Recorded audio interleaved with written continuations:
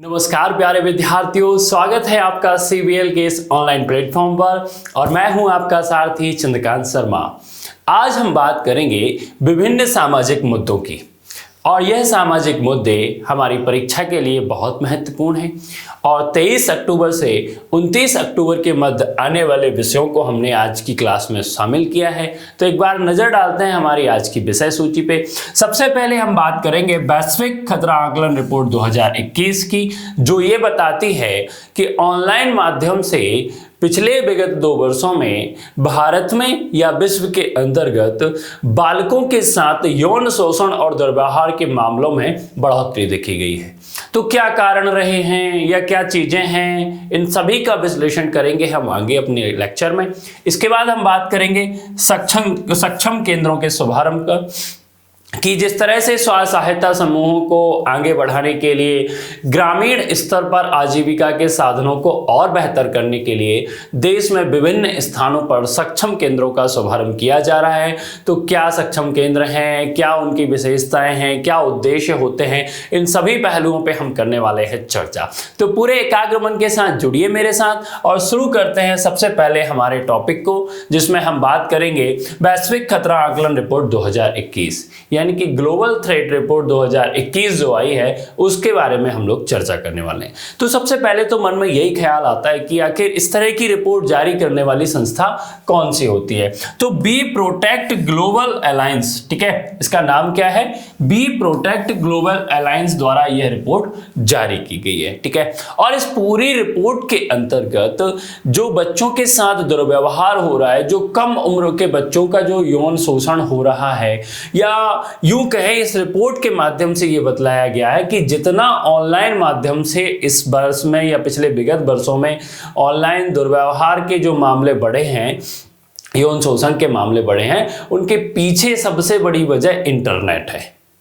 और जब हमने देखा कि लॉकडाउन के कारण, लॉकडाउन के दौर में बच्चों को मोबाइल फोन थमा दिए गए ऑनलाइन शिक्षा के लिए, तो अब माता पिता का भी पूरा ध्यान जो था वो बच्चों के ऊपर केंद्रित नहीं रहा, क्योंकि उनके भी अपने कुछ काम होते थे, ठीक है। और इसी तरह से ऑनलाइन माध्यम से जो जालसाज हैं, जो ठगी करने वाले हैं, जो यौन शोषण करने वाले हैं, पोर्नोग्राफी बनाने वाले हैं, बच्चों के साथ अश्लील बातें करते हुए उनको प्रभावित करने वाले लोग हैं, उनकी संख्या में एक बहुत बड़ी बढ़ोतरी देखी गई है। और ये सारा सब कुछ जो है वो इंटरनेट को ही अगर हम मानते हैं कि कोविड-19 के दौरान जो चीजें आई हैं उसमें ऑनलाइन माध्यम से सबसे ज्यादा केस बढ़े हैं। और यही जो ग्लोबल थ्रेट असेसमेंट रिपोर्ट है, यानी कि वैश्विक खतरा आकलन रिपोर्ट है, कि इस तरह के मामलों में बाल यौन शोषण के मामले और दुर्व्यवहार के मामले में जो है ऑनलाइन माध्यम से बढ़ोतरी देखी गई है। और इस रिपोर्ट को जारी करने वाला कौन है, बी प्रोटेक्ट ग्लोबल अलायंस, ठीक है। ये अकेला नहीं है, इसके साथ में 200 से अधिक देशों की सरकारें जुड़ी हुई हैं, ठीक है। साथ ही कुछ निजी क्षेत्र की कंपनियां हैं और सामाजिक क्षेत्र में काम करने वाले कुछ एनजीओस हैं जो इस वैश्विक आंदोलन का भाग थे। इन सभी के सम्मिलित प्रयासों से ही ये रिपोर्ट जारी हो पाई है, ठीक है। तो आपको याद रखना है, अगर एक वैश्विक नजर हम बनाएं अपने इस रिपोर्ट के आंकड़ों पर, तो हम ये पाते हैं दोस्त कि जो देश जितना विकसित हुआ, जहां पर टेक्नोलॉजी सबसे उच्चतम स्तर पर है, उसमें भी सूचना प्रौद्योगिकी, इंफॉर्मेशन कम्युनिकेशन टेक्नोलॉजी की बात करें, हम इंटरनेट की बात करें, मोबाइल फोन्स की बात करें, लैपटॉप्स की बात करें, तो जो देश जितना विकसित रहा है उस देश में उतने ही मामले देखने को मिलते हैं। अब हमारे हम भारतीय परिदृश्य की बात करें तो अगर ग्रामीण क्षेत्रों में सूचना प्रौद्योगिकी पहुंच ही नहीं है, बच्चों के पास इंटरनेट कनेक्टिविटी नहीं है, मोबाइल फोन नहीं है, तो वो इस मामले से अभी दूर बचे हैं। लेकिन जो देश जितना प्रगतिशील है, जितनी डेवलपमेंट उसकी हो चुकी है, उसी देश में उतने ही मामले यहाँ पर देखने को मिलते हैं। अगर प्रतिशत के मामलों पर अगर हम बात करेंगे तो सबसे पहले तो भारत को देखें, या भारत जो कि एशिया में आता है, साउथ एशिया में, तो 50% मामले यहाँ पर इस रिपोर्ट के अंतर्गत देखे गए, ठीक है। वहीं सबसे ज्यादा मामलों की बात करें तो नॉर्थ अमेरिका, उत्तरी अमेरिका, ठीक है। अब उत्तरी अमेरिका को तो हम समझ सकते हैं कि तकनीक के मामले में, इंटरनेट की कनेक्टिविटी के मामले में कितना आगे है देश। तो जितनी, देखो, 2 चीजें होती हैं, जब सीमित संसाधन होते हैं तो चीजें भी कम बिगड़ती हैं, लेकिन संसाधनों की जब पूर्ति पर्याप्त मात्रा में होती है तो उसका दुरुपयोग भी अधिक बढ़ जाता है। और यही यहां पर देखने को मिलता है उत्तरी अमेरिका में। बल्कि उसकी तुलना में अगर दक्षिणी अमेरिका की बात करोगे, दक्षिणी अमेरिका या लैटिन अमेरिका या सेंट्रल अमेरिका की बात करो तो कम प्रतिशत देखने को मिलता है। मध्य अमेरिका की बात करोगे 59% है। लैटिन अमेरिका समूह की बात करोगे और या दक्षिण अमेरिका समूह की बात करोगे मात्र 49% है। साउथ एशिया से भी कम है। तो यही स्थिति यहां पर देखने को मिल रही है। अफ्रीकी देशों की बात कर लो, सेंट्रल अफ्रीका, मध्य अफ्रीकी देशों की मात्र 31%, क्योंकि यहां पर संसाधनों की कमी है। Internet connectivity, mobile phone, laptops या साइबर कैफे, इन सभी की कमी देखने को मिलती है। और ये इस तरह के जो मामले देखने को मिले हैं इस रिपोर्ट के आधार पर, देखो घरों से भी बच्चे नहीं निकल पा रहे, माता पिता अपने वर्क फ्रॉम होम वाले काम में दिन भर लगे हैं, बच्चे बैठ के क्या कर रहे हैं क्या नहीं कर रहे हैं, उनका जुड़ाव किसके साथ हो गया है। और एक चीज और देखने को मिलती है, अगर इसके कुछ और चीजों पर हम नजर डालते हैं कि आखिर चीजें बिगड़ क्यों रही हैं, तो बहुत सारे बच्चे तो स्वयं के द्वारा इस तरह का कंटेंट उपलब्ध करा रहे हैं, स्वयं के द्वारा अश्लीलता परोस रहे हैं। उनको फेमस होना है, उनको इंस्टाग्राम रील्स पे लाइक चाहिए, उनको फेसबुक पे लाइक चाहिए, कमेंट्स चाहिए। अच्छे बुरे कमेंट्स किस प्रकार के आ रहे हैं इससे कोई लेना देना मतलब नहीं। उन्हें मंजिल चाहिए, ना उन्हें साध्यों की पवित्रता की पर भरोसा है, ना ही साधनों की पवित्रता पर भरोसा है। उन्हें बस मंजिल चाहिए कि मैं प्रसिद्ध हो जाऊं, इन केन प्रकारेण, किसी भी तरह से मुझे प्रसिद्धि हासिल होनी चाहिए। और इसी की वजह ये देखी गई है कि ये जो फाउंडेशन रिपोर्ट जारी किया है इंटरनेट वॉच फाउंडेशन, ये बताता है कि अभी सेल्फ जनरेटेड सेक्सुअल जो मटेरियल है उसमें बढ़ोतरी है, और वो एक चिंताजनक विषय है। अगर गलती से भी आप इंस्टाग्राम रील पर या इंस्टाग्राम आईजीटीवी वीडियो पे चले जाओगे तो सिवा नग्नता के, सिवा अश्लीलता के वहां पर आपको कुछ अच्छी चीजें नहीं मिल सकती। और ये बहुत बड़ा और बहुत चिंताजनक विषय है। इस तरह का जो ट्रेंड बढ़ रहा है, लोगों को एक सस्ती लोकप्रियता हासिल करने के लिए इतने निम्न स्तर तक जाना पड़ रहा है, उसी कारण धीरे धीरे चीजें जो बढ़ रही हैं वो दुर्व्यवहार की तरफ बढ़ रही हैं। फिर गलत कमेंट्स आना शुरू होते हैं। फिर छोटे बच्चे जब इन सब चीजों को देखते हैं तो कोई अन्य व्यक्ति उनके साथ अश्लील बातें करता है, कमेंट बॉक्स में जाता है, उनको अश्लील वीडियो भेजता है, पोर्नोग्राफी की तरफ, उनको चाइल्ड पोर्नोग्राफी की तरफ मोटिवेट करता है। तो इस तरह से इंटरनेट के माध्यम से विगत वर्षों में इस तरह के मामलों में बहुत ज्यादा बढ़ोतरी देखने को हमें मिल रही है। और इसमें भी अगर हम देखें तो ट्रांसजेंडर, बाइनरी, एलजीबीक्यू और विकलांग या अधिक विकलांग जो समूह है, ये ऐसे समूह हैं जिनमें बाल यौन शोषण के मामले हो या बाल यौन दुर्व्यवहार के मामले हो, उनमें भी बढ़ोतरी देखी गई है। क्योंकि ये वो समुदाय होता है जो किसी के साथ अपनी बात शेयर नहीं कर पा रहा होता है, या इनको टारगेट बनाया जाता है। लोगों को ऐसा लगता है कि ये जो समुदाय है ये एकदम अछूता है या कुछ है, तो इनके जो इस समय ये जो बचपना होता है इनका, तो इनके ऊपर ज्यादा अटैक कर दिया जाता है। और ये सारा सूचना क्रांति के माध्यम से अधिक फैल रहा है, क्योंकि कोई ऑस्ट्रेलिया में बैठा बैठा इंडिया के किसी बच्चे को टारगेट कर सकता है इंटरनेट के माध्यम से, सोशल नेटवर्किंग साइट के माध्यम से, अन्य वीडियो कॉल के माध्यम से।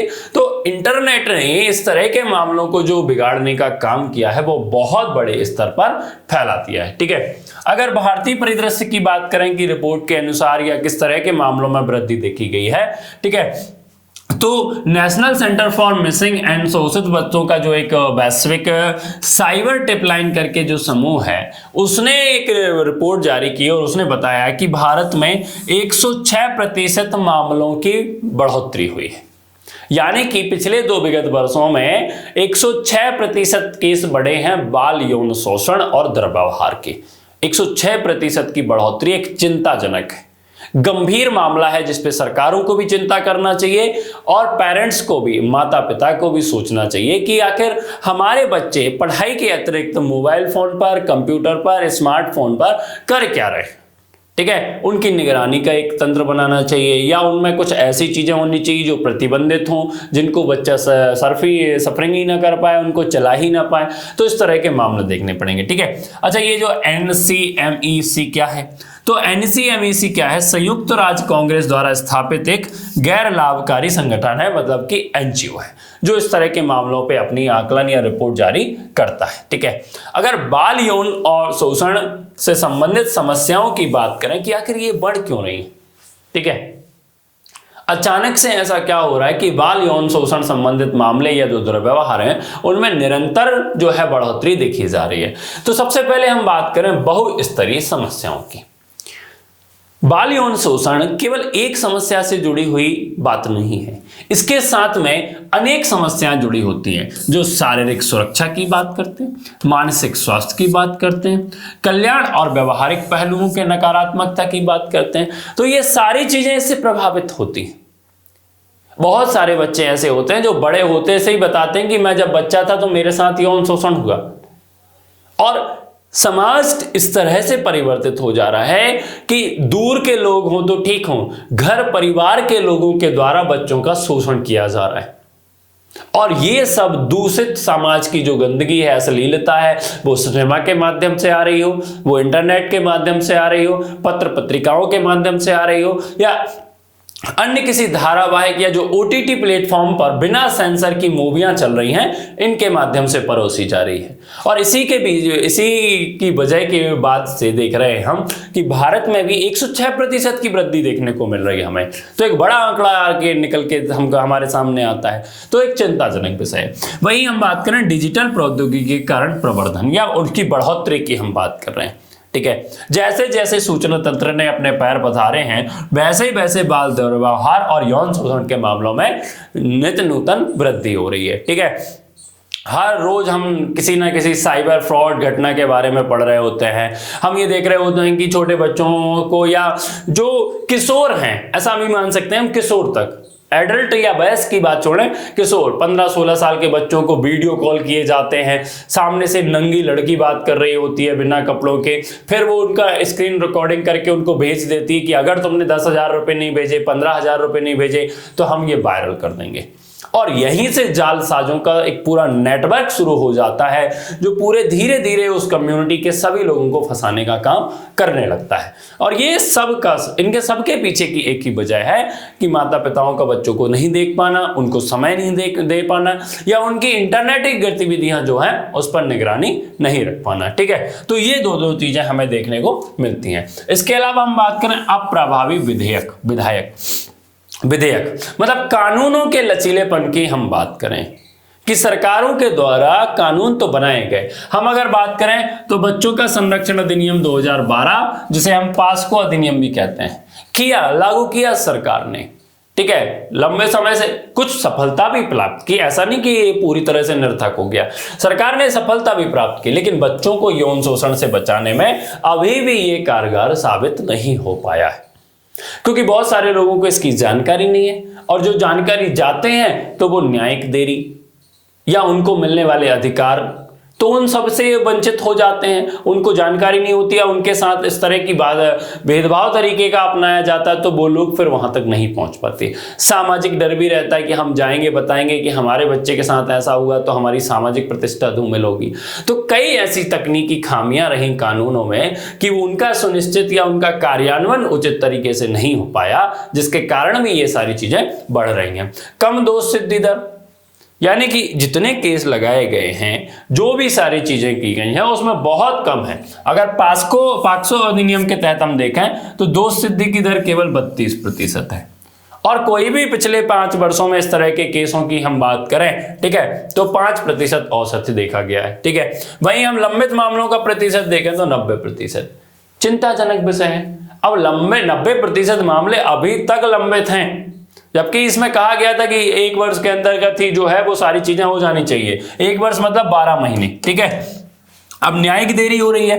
अगर कठुआ रेप केस मामले को अगर हम देखें तो जो उसका दोषी था उसको सजा सुनाते सुनाते 16 महीनों का समय लग गया, जबकि ये अधिनियम कहता है कि 12 महीने मतलब 1 वर्ष के भीतर ही इस मामले की कार्रवाई पूरी हो जानी चाहिए। तो एक मामला ये निकल के है। बच्चों के लिए अमित, बच्चों की आयु निर्धारण से संबंधित चुनौतियां है कि बच्चा किशोर है, वयस्क है, एडल्ट है, उसमें बहुत सारी तीक है। कई बार ये देखा जाता है कि उसकी मानसिक स्थिति जो होती है, मतलब कानून जो है वो जैविक उम्र का ध्यान केंद्रित करता है, ना कि मानसिक आयु का। अब मानसिक आयु और जैविक उम्र थोड़ा सा यहां समझते हैं हम।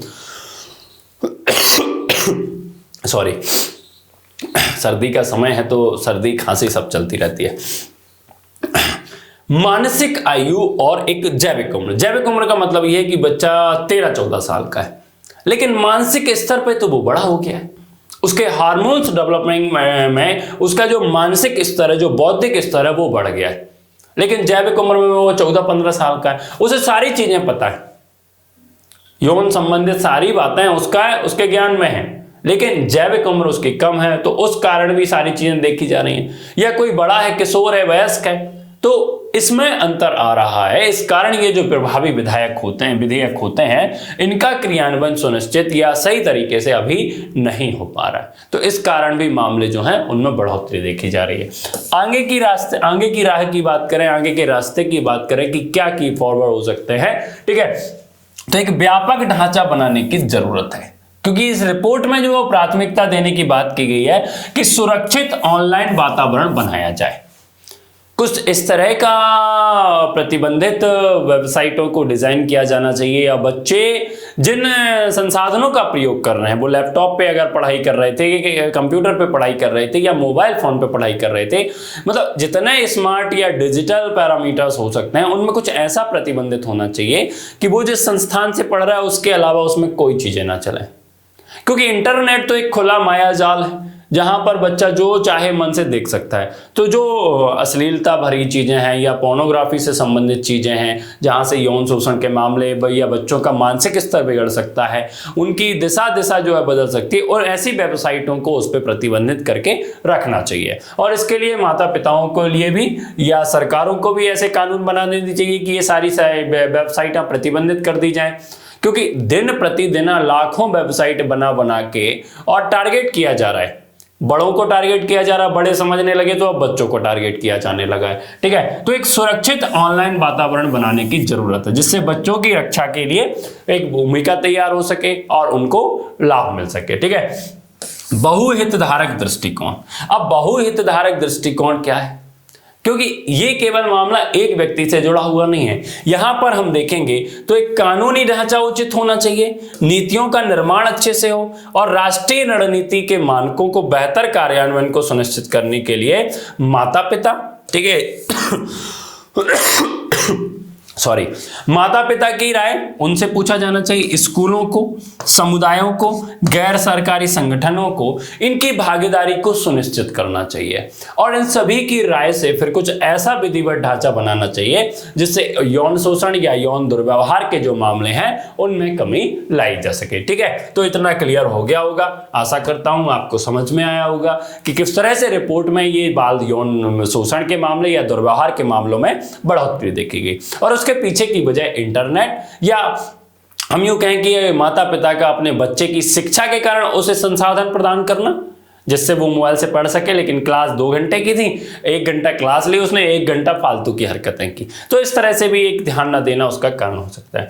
अब हम बात करते हैं सक्षम केंद्र की, ठीक है। अभी क्या हुआ है, 152 वित्तीय साक्षरता सेवा और वितरण केंद्र यानी कि सक्षम केंद्रों को शुरू किया गया है। कितने जिलों में? 77 जिलों में।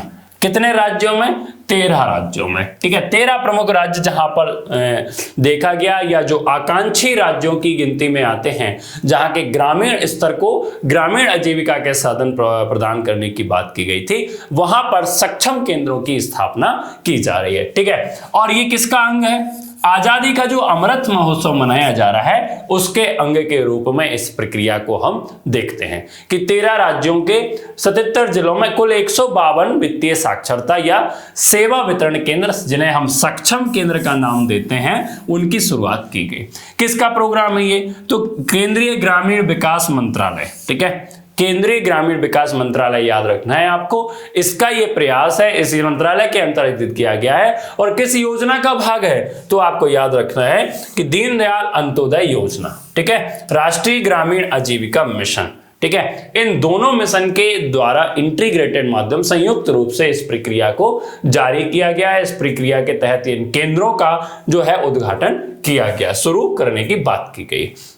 एक नजर डालें कि सक्षम केंद्र क्या है, ठीक है। अभी हमने बात किया वित्तीय सेवाएं और साक्षरता या सेवा के मामले के लिए केंद्र बना रहे हैं। तो ये जो केंद्र है ना, वित्तीय साक्षरता प्रदान करेंगे और सेवा वितरण केंद्रों के रूप में, ठीक है। कहां पर? ग्रामीण क्षेत्रों में, मतलब पूरी तरह से ग्रामीण आजीविका को सुधारने का काम करेंगे। लेकिन ग्रामीण क्षेत्रों में कौन काम करेगा? तो स्व सहायता समूह, ठीक है, जो सेल्फ हेल्प ग्रुप होते हैं, स्व सहायता समूह, इनको जोड़ा जाएगा। इनको इस प्रकार की सुविधाएं उपलब्ध कराई जाएंगी, इनको वित्तीय ज्ञान प्रदान किया जाएगा जिससे जाकर छोटा मोटा लोन ले सके, कहीं अपने अचार की फैक्ट्री डाल सके, कहीं पापड़ बनाने का काम कर सके, कहीं निरमा, सौंफ, साबुन, छोटे छोटे लाइवलीहुड मतलब जो आजीविका के साधन हो सकते हैं उनको आगे कर सके। और इससे क्या होगा कि गरीब परिवारों की जो महिलाएं हैं जो स्व सहायता समूह में जुड़ती हैं उनका भी जीवोपकार्जन का जो मामला है उसमें वृद्धि देखने को मिले, ठीक है। उद्देश्य की बात करें तो वित्तीय साक्षरता प्रदान करना, सेल्फ हेल्प ग्रुप के सदस्यों और ग्रामीण गरीबों को वित्तीय सेवाओं। अब वित्तीय सेवाओं में क्या आएगा? बचत आएगा, ऋण आएगा, बीमा आएगा, पेंशन आएगा। इन सभी बातों की जानकारी दी जाएगी सक्षम केंद्रों के माध्यम से, क्योंकि एक बड़ा मुद्दा है ग्रामीण क्षेत्रों में उनको किस प्रकार से ऋण मिल सकता है या उनकी बचत को कैसे शामिल किया जाए, पेंशन योजना के बारे में जानकारी। तो ये सारी बातों की जानकारी देने के लिए एक सिंगल विंडो वाला कॉन्सेप्ट या एकीकृत खिड़की वाला जो मामला होगा वो सक्षम केंद्र होगा, ठीक है। सक्षम केंद्र के माध्यम से ये सारी जानकारी उनको दी जाएगी, ठीक है। प्रबंधन कौन करेगा? तो इन केंद्रों का प्रबंधन जो होगा स्व सहायता समूह के नेटवर्क द्वारा जो है एक क्लस्टर के माध्यम से प्रशिक्षित सामुदायिक संस्थान करेंगे। माने कि लोकल स्तर पर, स्थानीय स्तर पर हम बात करें तो स्व सहायता समूहों के लिए जो क्लस्टर बनाए जाते हैं, जो प्रबंधन करने वाले संस्थान नोडल एजेंसी के रूप में बनाए जाते हैं, वो इन केंद्रों का जो है वो प्रबंधन करने वाले हैं, ठीक है। अब ये देखें कि किस मिशन या किस योजना के तहत शुरू किया जा रहा था, तो दीनदयाल उपाध्याय योजना और ग्रामीण आजीविका मिशन, इसके तहत शुरू किया जा रहा है ये सक्षम केंद्र। तो ये योजना क्या है भाई? तो जून 2011 से हम बात करेंगे, 11 जून 2011 से ग्रामीण विकास मंत्रालय द्वारा, कौन से विकास मंत्रालय का प्रोग्राम था ये? ग्रामीण विकास मंत्रालय के द्वारा केंद्र प्रायोजित कार्यक्रम था दीनदयाल योजना, ठीक है। किसके द्वारा? केंद्र। अब केंद्र सरकार के द्वारा प्रायोजित है तो पूरा पैसा केंद्र सरकार नहीं देता। हम हमेशा जब भी केंद्र सरकार के इस तरह की किसी भी प्रांत की बात करते हैं तो हम देखते हैं कि उसमें 3 रेशो रहते हैं, ठीक है। सरकार जब भी इस तरह के कोई आयोजन या कोई कार्यक्रम लाती है तो 3 स्ट्रक्चर होते हैं, 3 संरचना होती हैं कि पैसा कौन खर्च करने वाला है। केंद्र सरकार कितना पैसा देगी, राज्य सरकार कितना पैसा देगी, ठीक है। तो जब भी हम बात करते हैं केंद्र राज्य प्रदेश की, ठीक है, केंद्र शासित प्रदेशों की हम बात करते हैं, ठीक है, यूटी की बात करते हैं, तो यहां तो 100% जो पैसा खर्च करने वाला होता है वो कौन होता है? केंद्र सरकार होता है। जब हम पहाड़ी राज्यों की बात करते हैं, ठीक है, पहाड़ी राज्यों में कौन से आ जाते हैं? आपके सारे हिमाचल प्रदेश हो गया, उत्तराखंड हो गया, जम्मू कश्मीर हो गया, लद्दाख हो गया, ठीक है, यहाँ से अरुणाचल प्रदेश हो गया, मतलब 7 सिस्टम वाले पहाड़ी इलाके वाले, ठीक है, ऊंचे नीचे पहाड़ स्तर वाले। तो यहाँ रेशो क्या चलता है? 90-10 का।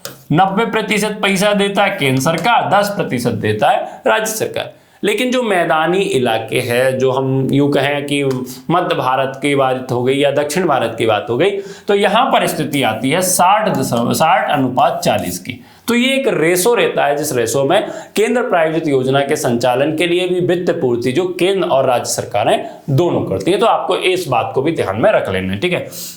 लक्ष्य क्या था इस योजना का? 2011 से तो शुरू की गई, लेकिन लक्ष्य क्या रखा गया?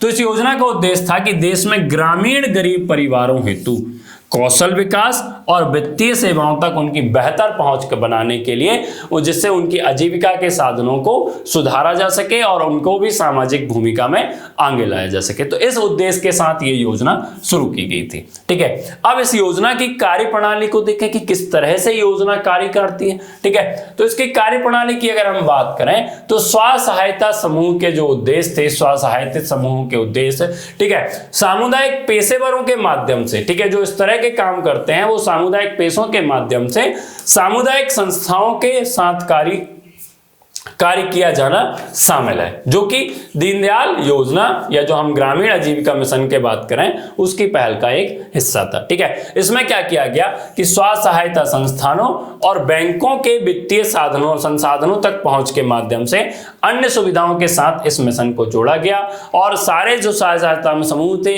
जो प्रबंधन एजेंसी थी, जो क्लस्टर थी और बैंक, इन तीनों को संयुक्त रूप से मिलाया और इन्हीं के माध्यम से ग्रामीण क्षेत्रों पर एक सूचना भेजी गई। ठीक है, जिससे क्या होगा कि उनके प्रशिक्षण की बात हो या उनकी क्षमता निर्माण की बात हो या उनकी सूक्ष्म आजीविका योजनाओं और सुविधाजनक बनाने के लिए काम किया गया। और इसी कार्यप्रणाली पर केंद्र स्तर से, राज्य स्तर से, जिला स्तर से, ब्लॉक स्तर पर ये सारा काम चल रहा है। ठीक है, कार्यान्वयन की बात करें तो कार्यान्वयन भी यही था कि एक पायलट व्हीकल प्रोजेक्ट के तहत इस चीज को चलाने की बात की गई थी। कैसे की गई? इसमें राष्ट्रीय, राज्य, जिला और ब्लॉक स्तर पर समर्पित कार्यान्वयन सहायता इकाइयों के साथ साथ विशेष प्रयोजन स्व सहायता राज्य सोसाइटी, स्वायत्त राज्य सोसाइटी यानी कि स्वतंत्र ऑटोनोमस इकाइयों के रूप में काम करेंगे।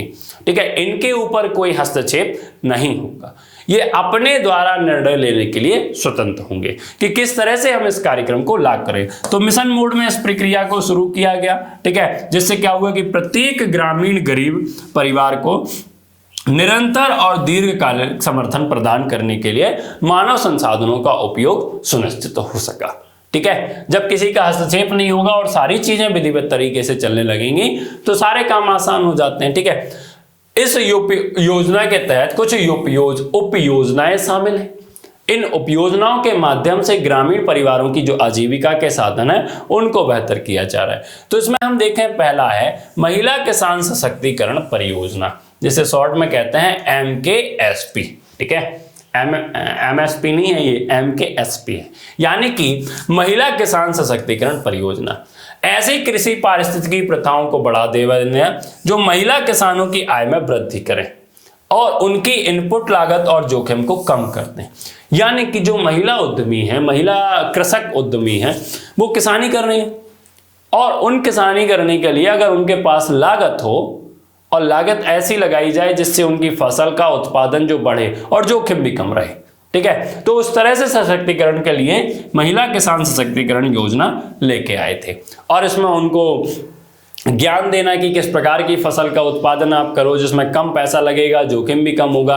तो इस योजना के माध्यम से बहुत सारी महिलाओं को लाभ मिला।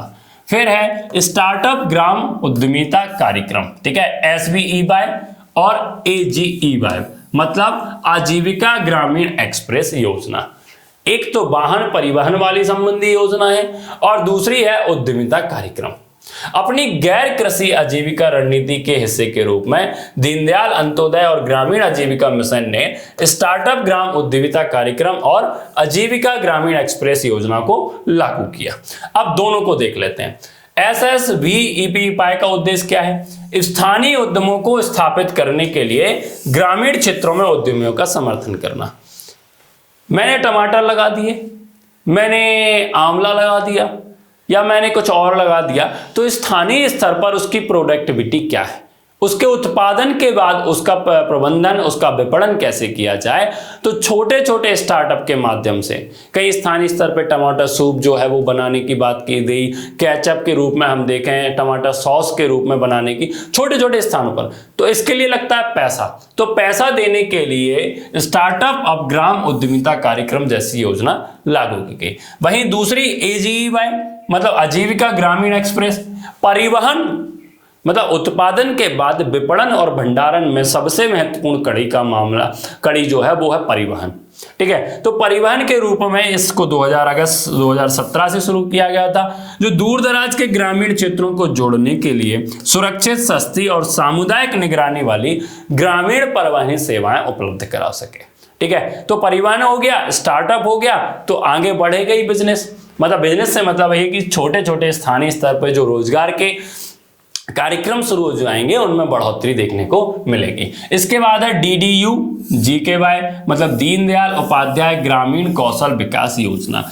ये योजना भी मील का पत्थर साबित हो रही है, क्योंकि जब आप ग्रामीण स्तर पर ग्रामीण कौशल विकास योजना के तहत में ग्रामीण युवाओं को प्लेसमेंट से जुड़े कौशल प्रदान करोगे, ठीक है, आपने किसी को फिटर, मैकेनिकल, IIT और इस तरह के कोई कोर्स करा दिए, महिलाओं में अगर बात करोगे तो सिलाई बुनाई का काम सिखा दिया, तो ये क्या है, उनके कौशल उन्नयन का मामला है और इसी से उनको छोटे छोटे रोजगार की प्राप्ति हो जाती है।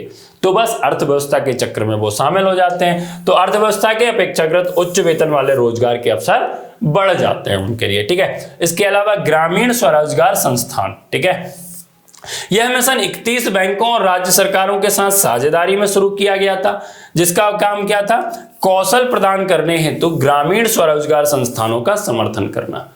अब जो ग्रामीण स्तर पर जो कौशल विकास प्रदान करने के लिए संस्थान बनाए गए हैं, इनके लिए भी तो वित्त की समस्या होगी, इनके लिए भी संसाधनों की कमी होगी। तो उन संसाधनों या वित्त की कमी को दूर करने के लिए ग्रामीण स्वरोजगार संस्थान जैसे जो मिशन थे उसमें बैंकों को जोड़ा गया, बैंकों ने उनको ऋण प्रदान किया गया, उस ऋण से उनने संस्थानों को आगे बढ़ाया, जिससे अनेक जो ग्रामीण क्षेत्र के बेरोजगार लोग थे उनको कौशल प्रशिक्षण दिया गया और उनको संस्थानों के माध्यम से नौकरी पेशा की बात की गई।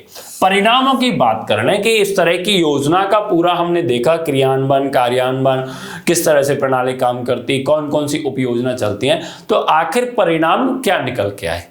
2011 से तो शुरू हो गया था ये, लेकिन अभी तक इसके परिणामों को अगर हम देखें तो क्या है। ठीक है, अगर पूरे भारत में दुनिया भर में महिलाओं के स्व सहायता समूहों का बात करें तो सबसे बड़ा नेटवर्क बन गया है इसी कारण। ठीक है, और ये बहुत हर्ष का विषय है, महिलाओं का स्व सहायता समूह का सबसे बड़ा नेटवर्क कहाँ है, भारत में। ठीक है, अगर मई 2021 तक की हम बात करें तो 2011 से 2021 10 वर्षों का अंतराल है, तो भारत में 6.9 मिलियन स्व सहायता समूह हैं, जिसमें से 7,83,389 गांवों में 75 बिलियन सदस्य इसके सदस्य हैं। इतने लोगों का भाग है और ये बड़ा हर्ष का विषय है हमारे लिए। हालांकि अभी हमें एक लंबी लड़ाई लड़नी है, काफी ग्रामीण क्षेत्रों तक इस बात को पहुंचाना है, वहां के लोगों को भी इस मिशन से जोड़ना है और उनके उन्नयन की भी दिशा में हमें काम करना है। स्व सहायता समूह की एजेंसी के माध्यम से ऋण सेवाओं के अंतिम छोर की डिलीवरी में सुधार करने में महत्वपूर्ण सफलता हासिल की है, क्योंकि स्व सहायता समूह बनाए गए, महिलाओं को जोड़ा गया, ग्रामीण स्तर पे लोगों ने उसका प्रचार प्रसार किया। तो ग्रामीण यानी कि अंतिम छोर, दीनदयाल उपाध्याय का जो एक उनकी जो कल्पना थी कि अंत्योदय, अंत में बैठे हुए व्यक्ति का उदय होना चाहिए। ठीक है, उसी को साकार करते हुए सरकार ने जब ये सारी चीजें शुरू की तो अंत में बैठे हुए व्यक्ति तक या अंत के छोर तक ये जो है वो पहुंचने लगा है। ठीक है, ग्रामीण परिवारों को शिक्षा, स्वास्थ्य देखभाल जैसी आवश्यक सेवाएं जो थी वो अधिक तरीके से पहुंचने लगी। और देखो, दो चीजें हैं, पुरुष सक्षम है ठीक है, लेकिन घर की जब हमारी महिला भी सक्षम होती है और आर्थिक दृष्टि से मजबूत होती है तो चीजें और बदलने लगती हैं। परिवार का माहौल जो बदलने लगता है, आने वाले जो बच्चे होते हैं उनको भी ध्यान दिया जाता है कि इनको पढ़ाया लिखाया जाए, तो जो पैसा आता है, जो आर्थिक दृष्टि से मजबूती मिलती है, उसके सिंबल से वो अपनी बेटियों की विवाह अच्छे से कर पाते हैं, अपने बच्चों को पढ़ा अच्छे से पाते हैं, उनकी स्वास्थ्य सुविधाएं बेहतर हो जाती हैं और फिर अगर थोड़ी सी और अधिक उपार्जन होता है तो फिर भौतिक संसाधनों के ऊपर, मनोरंजन के साधनों के ऊपर खर्च किया जाता है और वह पैसा फिर धीरे से टैक्स वाले कर के चक्रण की प्रणाली में प्रदेश की अर्थव्यवस्था का भाग बन जाता है। तो अगर हम ग्रामीण क्षेत्र के लोगों को मजबूत करते हैं तो हमारा देश मजबूत होता है, हमारी अर्थव्यवस्था मजबूत होती है और इसी कॉन्सेप्ट के साथ में ये सारी प्रक्रिया संचालित की जा रही है। ठीक है, तो बस आज की क्लास में इतना ही। आशा करता हूं आपको दोनों विषय जो हैं अच्छे से समझ में आए होंगे। यदि इसके बावजूद भी आपको कोई डाउट है तो आप कमेंट बॉक्स में कमेंट कर सकते हो। हम अगले आने वाले वीडियो के पहले आपकी जो समस्याएं होंगी उनको सुलझा देंगे। तो पढ़ते रहिए, मस्त रहिए। दीपावली पर्व की आप सभी को ढेर सारी शुभकामनाएं। धन्यवाद।